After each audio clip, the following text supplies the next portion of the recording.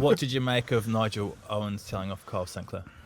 Oh, mate, that guy again, eh? Oh, mate. Well, there's two things about Nigel Owens, actually. Obviously, that one with Carl Sinclair. And Nigel does love to... Rugby values. Loves installing it. He's got... But he should have been yellow carded. Well, there you go. He's got a point, and I thought his point was, mate, at what point now can you go round and full-on slap someone on the back of the head? But he's also... He slapped him on the back of the head. Then grabbed. And then yanked his scrum cap off. 3 big decisions went England's way. Didn't have any effect on the game at all. Because England were head and shoulders above France. Carl Sinclair should have been yellow carded for that. The melee, that's what starts the melee. Slaps him on the back of the head, pulls his scrum cap off. That's a yellow card. Yeah. And people go, oh, that's soft, that's pathetic. That's the laws now. The other two were... Penalty try. The penalty try. It's never a penalty try. It's a yellow card and a penalty all day long. But when you look at it and you see that Ashton's missed it, would have had to turn onto Max there next and he gets the ball probably. So it's a penalty, not a penalty try. And the other one was Farrell's try. Should never have been a try either. The kick goes through. Was it Dupont and Johnny May dive? I think it was Dupont and Johnny May are both diving for the ball. Johnny May grabs his hand and pins him down, so he can't then, because he knows he's lost the fight to get to the next ball, the bouncing ball, and then Farrell dives on it. So, Nigel didn't have his best game, but it wasn't a game that those decisions impacted the result because England were amazingly better than France. We're not at the news section yet, but it is quite valid that we're talking on England at the moment. Mako out for the rest of the tournament. Who? Mako. Oh, Mako. Who's Marco? Mako. Mako. Vunipola. Yeah, Mako's out, which is it's a massive loss. And obviously the next game against Wales basically decides if we win the Grand Slam or not.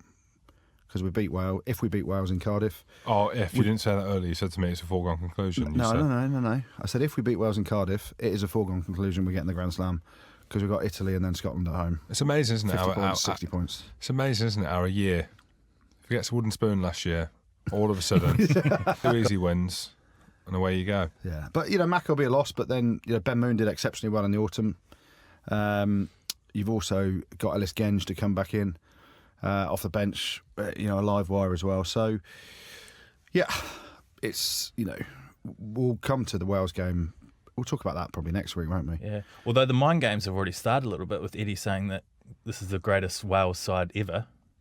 It's the equal greatest Wales side ever at the minute in terms of results. They've won 11 on the spin, and I get why he's doing it. Eddie Jones, you talk about the England squad. Why is he doing it? To motivate his team, or he's lighting the fires without throwing a hand grenade like he did last year, and some of the stuff he said. And there's going to be a bit of patter between Gatland and Eddie Jones in the press. That's the characters they are. But if you look at Eddie Jones, he's actually wound his neck in a bit. And he's got his full squad to pick from injuries, apart from now Mako and obviously Maro Itoje as well. You speak to the lads in camp, he's not training them anywhere near as hard as he did before. Who's your beaver in the camp? I can't reveal my sources. Who's yours? You said you speak to Jamie George all the time. I can't believe you just said that, mate. I spoke to Jamie a little bit, but not about ruggers. Okay. Talking about Wales have been the best ever. They've had it a little bit easy and haven't looked that flash, have they? Correct, Andy Rowe.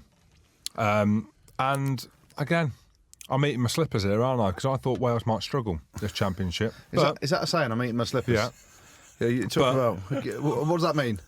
Well, you're eating your slippers, as in you're eating them. Therefore, you've not said the right thing. No one's ever said they're smelly. No one's ever said you're eating your slippers, except for James Hamilton. But when you say you're going to go out and get fucked up, what do you say? I'm going to have a few drinks, see where it goes. Lad. So I'd say we're going to go out and get absolutely slippered tonight. Yeah. You've heard that saying? Yeah. Yeah. Are you getting slippered? And then eating You them. don't eat your You slippers. No one eats slippers, mate. Mate, you're looking at me. You got a man there that eats cat food, right? So he has a point. They've not really been tested yet. That's what I'm trying to say. It's a tough one, isn't it? Because Italy, they were always going to win, and he's rotated a few. And he said, this is long term. This is about the World Cup. It's not about the here and now. Because is a little part of Warren Gatland now thinking, if I'd have put my best team out against Italy, we might have got the bonus point.